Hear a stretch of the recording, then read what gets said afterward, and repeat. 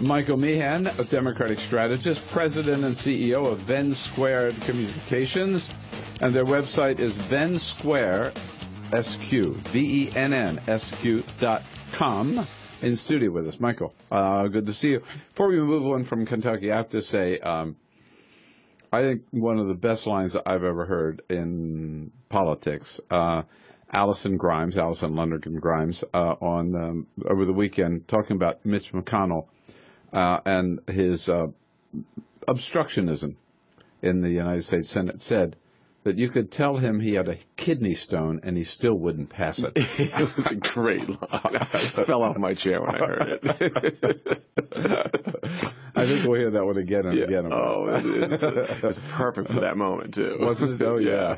So, look, I say watch out for her. Yeah. Of course, he's got to get through the primary first, and he does have a primary He challenger, does, yeah. too. He's got a Tea Party candidate in there, so.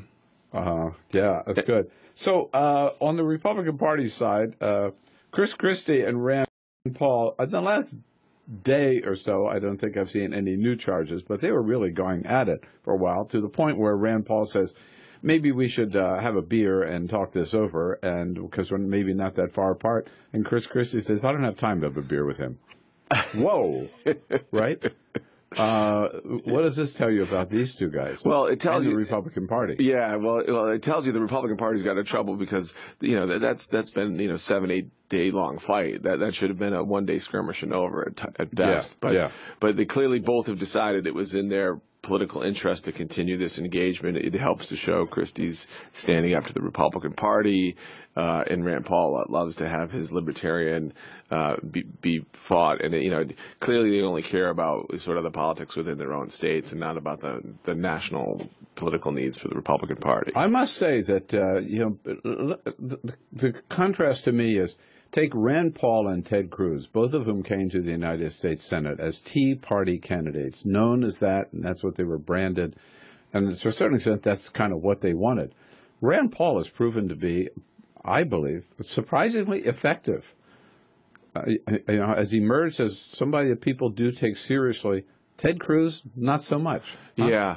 Yeah, because if you as a Democrat myself, if you listen to Rand Paul, he actually has an intellectual argument behind where he stands, and it is a consistent political position. Yeah. Which even in Washington, you can admire the other side. If you've got a principled set of beliefs that you believe in, and you act upon them, and you have an opportunity to do something about them, and you do it, then you admire that person. But if it's just political grandstanding, argumentative, adding to the circus-like atmosphere in politics, just for the sake of adding to the circus-like atmosphere, you don't have a lot of respect for people like that. Yeah, and that's what Ted Cruz has done. And exactly.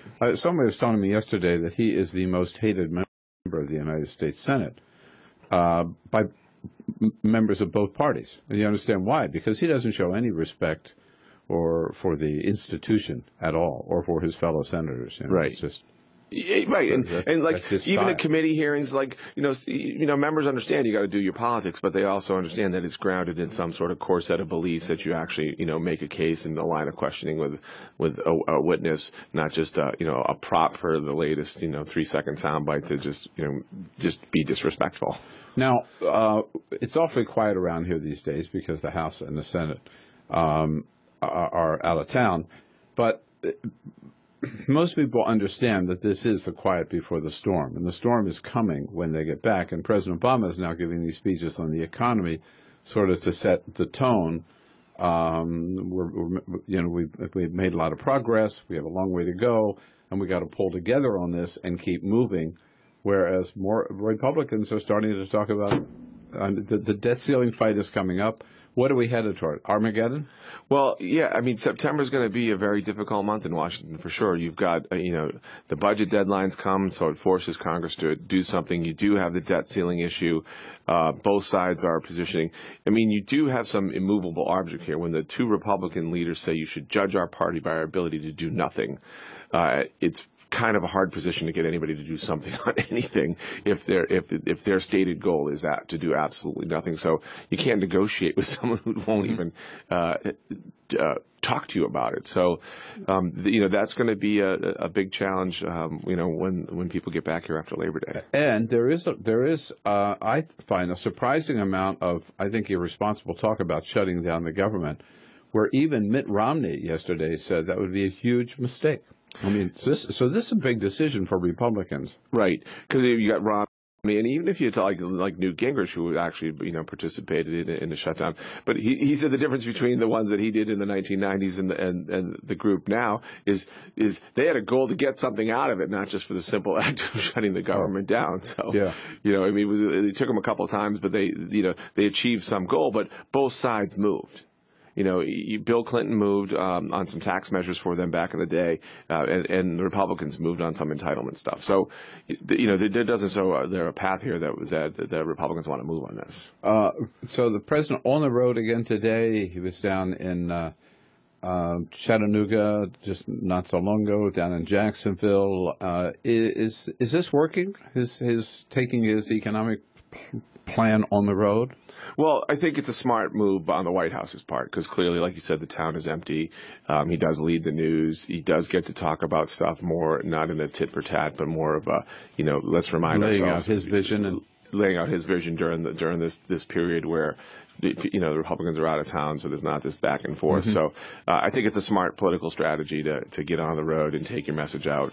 But he's put big, housing on the docket, the economy, things that aren't naturally in a boxing match kind of format. So yeah, as long as you can cut through the A-Rod noise, then maybe some people. I think a lot of Yankee fans would like to cut through the A-Rod noise too. Yeah, exactly.